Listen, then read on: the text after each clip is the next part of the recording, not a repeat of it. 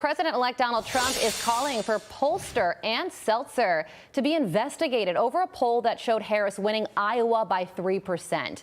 In reality, Trump comfortably won that state by 13 points. Trump took to Truth Social, posting, quote, "A totally fake poll that caused great distrust and uncertainty at a very critical time. She knew exactly what she was doing. Thank you to the great people of Iowa for giving me such a record-breaking vote despite possible election fraud by Ann Seltzer and the now discredited newspaper for which she works. An investigation is fully called for." Joe Concha is a Fox News contributor, and he joins me now. And Joe, we should also point out a big factor in this is that Ann Seltzer said that she's quitting. She just announced that she's ending her polling operation. She also said, "I'll continue to be puzzled by the greatest miss of my career." So she's calling it an error. Donald Trump is saying that this could be intentional, and he's also calling for an investigation. So what do you think about all of this? Wow, so much to unpack here. Good to see you again, Carly.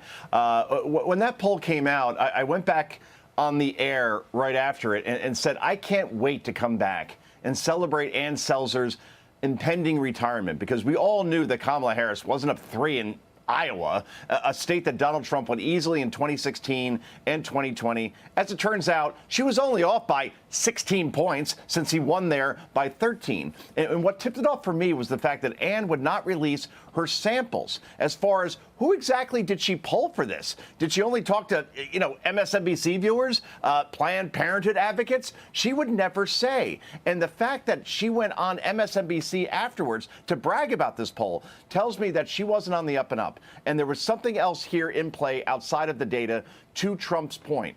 So, yeah, I mean, it made no sense. It was the outlier to end all outliers. We kept hearing how she was the gold standard, and then suddenly she has this poll out of nowhere that no pollsters. And how many pollsters did we talk about on this show leading up to the election? Dozens? So have fun in your retirement, I guess, Ann, because maybe you and, I don't know, Chris Wallace can go have a podcast together. That would make sense. Okay.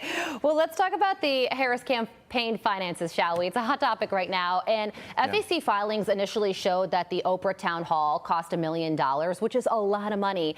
Well, now 2 sources told the New York Times that it actually cost $2.5 million. And over the weekend, the Harris campaign apparently stopped paying some senior staffers, even though they were told that they would be paid through the end of the year. So what do you think about all this? What's your big takeaway when it comes to this money?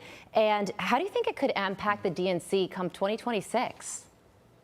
Wow, great questions, Carly. I mean, well, let's look at this from a macro level. Could you imagine Kamala Harris and her team, and many of her campaign people probably would have worked in her administration, how they would govern this country if they can't even budget an interview with Oprah? And by the way, why is Oprah, or at least her company, being paid for this interview? How is that journalism exactly? And also, by the way, if you were asked to do a favor by Kamala Harris, and you apparently were a supporter like Oprah, and you were told, we need to stop Hitler and his garbage supporters, wouldn't you kind of do that for free? Because Oprah Winfrey is worth more than $1 billion. So you'd assume she would say, you know what, this one's on me. And the fact that millions of dollars was paid not just to Oprah, but to Beyonce, Eminem, Lizzo, go down the list. There are many to choose from, just to show up, to make her rallies look bigger. That's going to be an entire chapter in my next book, because it shows just how phony and manufactured, Carly, this campaign was all along. Yeah, and the Chicago Tribune said Oprah's hometown paper said that Oprah should have turned this into a campaign donation.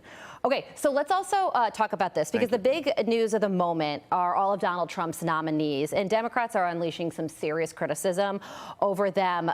Here is Senator Mark Wayne Mullen on all of this. Watch this.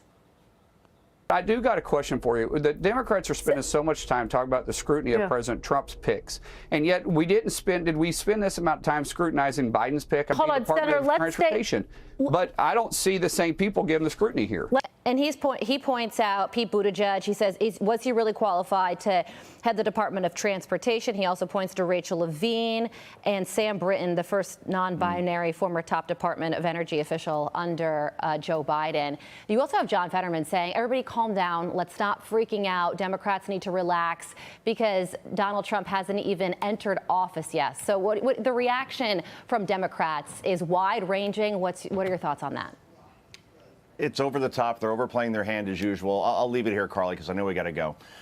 Pete Hegseth is nominated for Secretary of Defense. We all know Pete. He is a war veteran, decorated, more than 20 years of military service. Yet the same people that were cheering on Liz Cheney and were hoping that she would be a part of a Kamala Harris administration, I assume as Secretary of Defense, boy, that's hypocritical now, isn't it? So, yeah, again, hyperbole never wins here. Democrats, as usual, screaming at the mountaintops, and let's just go through the confirmation hearings and let's see how that goes before we start declaring that these people are unqualified. That's Everybody can be outraged in January. But for now, as John Fetterman said, let's all take a deep breath. Joe, thank you so much for joining us. I'm Steve Ducey. I'm Brian Kilmeade. And I'm Ainsley Earhart. And click here to subscribe to the Fox News YouTube page to catch our hottest interviews and most compelling analysis.